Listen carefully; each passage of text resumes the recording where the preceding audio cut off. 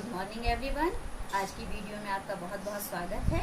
आज मैं इस वीडियो में जो टॉपिक को लेकर आई हूँ उस पाठ का नाम है नेताजी का चश्मा। ये क्षितिज गद्य का पहला पाठ है और इसके लेखक का नाम है स्वयं प्रकाश।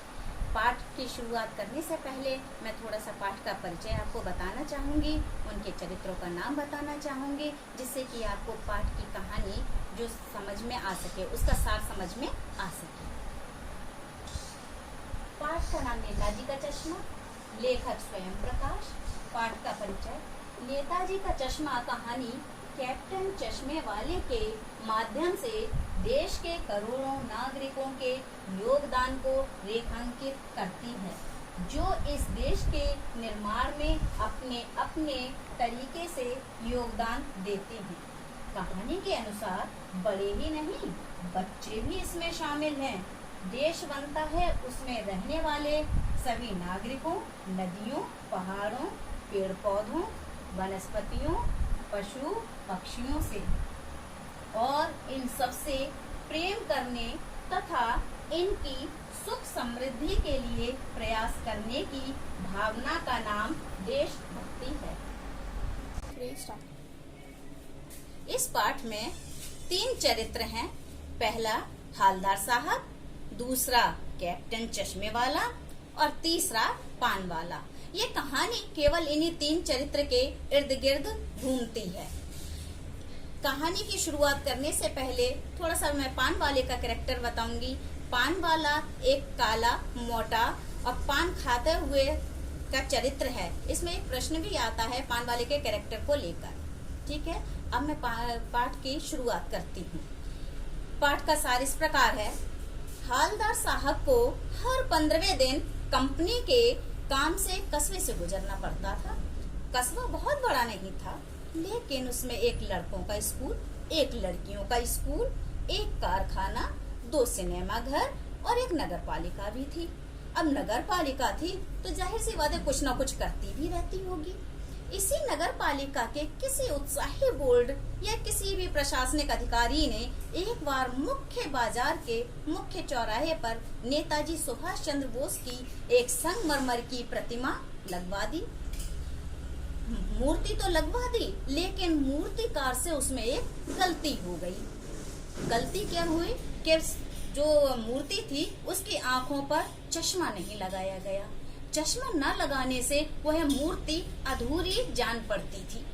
हालदार साहब ने जब देखा कि मूर्ति असली की है, लेकिन उस पर किसी व्यक्ति ने एक काले चौड़े फ्रेम का उस पर चश्मा लगा रखा था। एक सचमुच के चश्मे को एक मूर्ति पर पहनाया जाना, ये देखकर हालदार साहब ने सोचा कि वाह भाई, बड़ा अच्छा आइडिया है। ठीक है, मूर्ति पत्थर की लेकिन चश्मा सचमुच का। दूसरी बार हाल साहब कस्बे से गुजरे तो मूर्ति पर तार के फ्रेम वाला गोल चश्मा लगा देखा। तीसरी बार फिर नया चश्मा था। इस बार वे पान वाले से पूछे बैठे कि नेताजी का चश्मा हर बार बदल कैसे जाता है।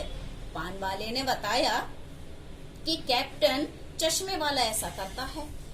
कैप्टन एक चश्मे वाला था जो फेरी लगाने का काम करता था, और जब वो चश्मे उसके जब वो बेचता था तो उसमें मूर्ति पर चश्मा लगा दिया करता था, क्योंकि उसे सुभाष चंद्र बोस जी की मूर्ति अच्छी नहीं लगती थी चश्मे के बिना। और जब कोई ग्राहक आता था वो चश्मा खरीदने, अगर उसे वाला फ्रेम पसंद आ जाता था मूर्ति पर लगा हुआ, तो वो मूर्ति का फ्रेम निकाल कर उन्हें दे देता था और नया फ्रेम उस पर लगा देता था। इसलिए हर दिन फ्रेम बदल। जब उन्होंने चश्मे का बदलता हुआ ये देखा कि बार बार उनका फ्रेम बदल जाता है, किस तरह से बदलता है, ये बात उनकी समझ में आ गई। हालदार साहब समझ गए कि चश्मे वाले को नेताजी की मूर्ति बिना चश्मे के बुरी लगती होगी, इसलिए उसने अपने पास से फ्रेमों में से एक को वह नेताजी की मूर्ति पर फिट कर देता था।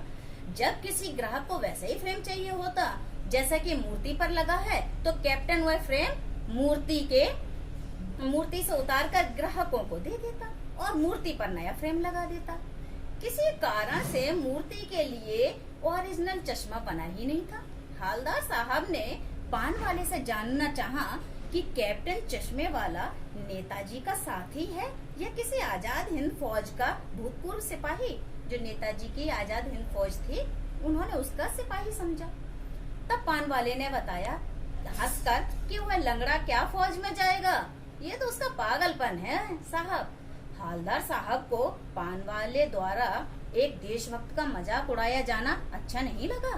कैप्टन चश्मे वाले की दुकान नहीं थी, वह फेरी लगाकर चश्मे बेचता था। 2 साल के भीतर हवलदार साहब ने नेताजी की मूर्ति पर कई तरह के चश्मे लगे देखे। एक बार जब हवलदार साहब कस्बे से गुजरे तो मूर्ति पर कोई चश्मा नहीं था। ये देखकर वह सकपका गए। वो पान वाले के पास गए और आखिर में उससे पूछ बैठे कि भाई आज मूर्ति पर कोई चश्मा क्यों नहीं लगा है। तब पान वाले के आंखों से आंसू आ गए और वह बोला कि कैप्टन तो मर गया है। ये सोचकर उन्हें बहुत दुख हुआ और जब वह 15 दिन बाद उधर से फिर से गुजरे तो उन्होंने सोचा कि वह वहां नहीं रुकेंगे, वह पान भी नहीं खाएंगे, मूर्ति की ओर देखेंगे भी नहीं, लेकिन आदत से मजबूर चौराहा आते ही आंखें मूर्ति की ओर उठ गई। वे जीप से उतरे और मूर्ति के सामने जाकर खड़े हो गए। मूर्ति की आंखों पर उन्होंने देखा कि सरकंडे से बना हुआ एक छोटा सा चश्मा रखा था, जैसे बच्चे बना लेते हैं।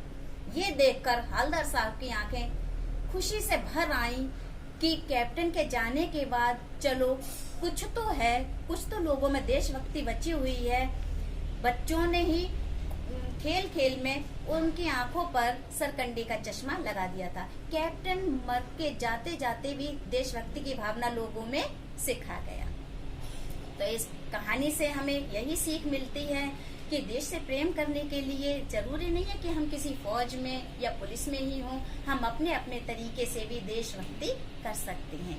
देश प्रेम की भावना की जरूरत होती है सिर्फ हमारे अंदर रहने की, और अपने देश से हम हर नागरिक का कर्तव्य है कि अपने देश से हमें प्रेम करना चाहिए। ये कहानी हमें यही सीख देती है देशभक्ति की भावना की कि हर व्यक्ति को अपने अंदर देशभक्ति की भावना जागृत करनी चाहिए, क्योंकि जब देश है तो हम हैं। धन्यवाद।